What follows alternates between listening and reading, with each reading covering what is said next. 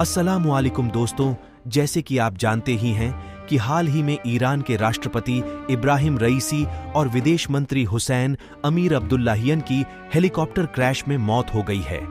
इब्राहिम रईसी रविवार को पूर्वी अजरबैजान प्रांत में बांध का उद्घाटन करके लौट रहे थे, तभी उनका हेलीकॉप्टर क्रैश हो गया था।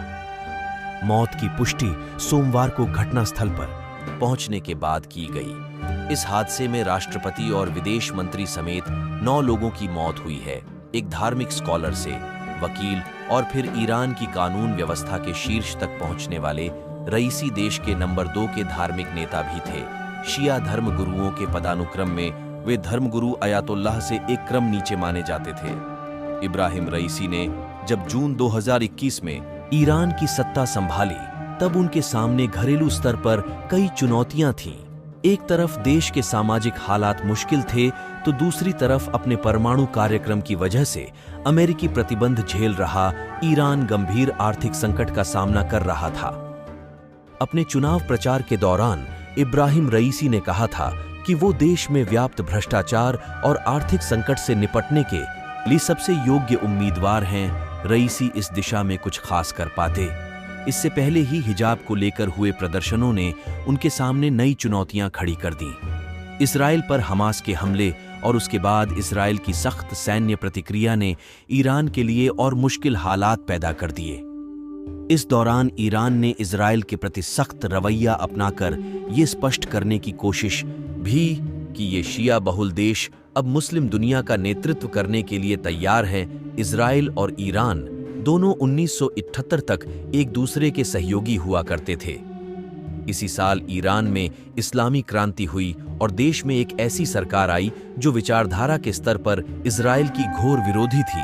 अब ईरान इजराइल के अस्तित्व को स्वीकार नहीं करता और उसके पूरी तरह से खात्मे की वकालत करता है। ईरान के सुप्रीम लीडर रहे आयतुल्लाह अली खामेनेई कहते रहे हैं कि इजराइल कैंसर का ट्यूमर है और उसे बेशक जड़ों से उखाड़ फेंका जाएगा और बर्बाद कर दिया जाएगा। इजराइल भी कहता है कि ईरान उसके अस्तित्व के लिए खतरा है।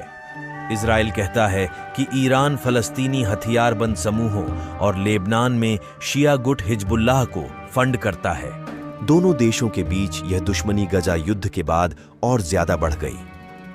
अप्रैल में कथित तौर पर इजराइल ने सीरिया की राजधानी दमिश्क में ईरान के वाणिज्य दूतावास पर हमला किया।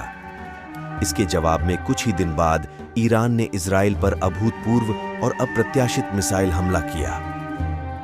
यह पहली बार था जब ईरान ने इजराइल पर सीधा हमला किया था। ईरान में 1969 में हुई इस्लामिक क्रांति के बाद से फलस्तीनी लोगों के लिए समर्थन ईरान की विदेश नीति के केंद्र में रहता है। इस्राइल गजा संघर्ष में खुलकर ईरान फलस्तीनियों का साथ दे रहा है। रविवार 19 मई को बांध के उद्घाटन के बाद दिए भाषण में भी रईसी ने फलस्तीनी लोगों के लिए ईरान के समर्थन को बनाए रखने पर जोर दिया। अपने भाषण में रईसी ने कहा, हम ये मानते हैं कि फलस्तीन मुस्लिम दुनिया का सबसे अहम मुद्दा है और हम इस बात को लेकर निश्चिंत हैं कि ईरान और अजरबैजान के लोग हमेशा फलस्तीन और गजा के लोगों का समर्थन करते हैं और इजराइल के यहूदीवादी शासन से नफरत करते हैं। तो दोस्तों, कैसी लगी आपको हमारी ये वीडियो? अगर आप ऐसी ही और इंटरेस्टिंग वीडियो देखना चाहते हैं तो हमारे चैनल को सब्सक्राइब कर लें और बेल आइकन का बटन दबा दें ताकि हमारी हर वीडियो की नोटिफिकेशन आप तक पहुंचती रहे।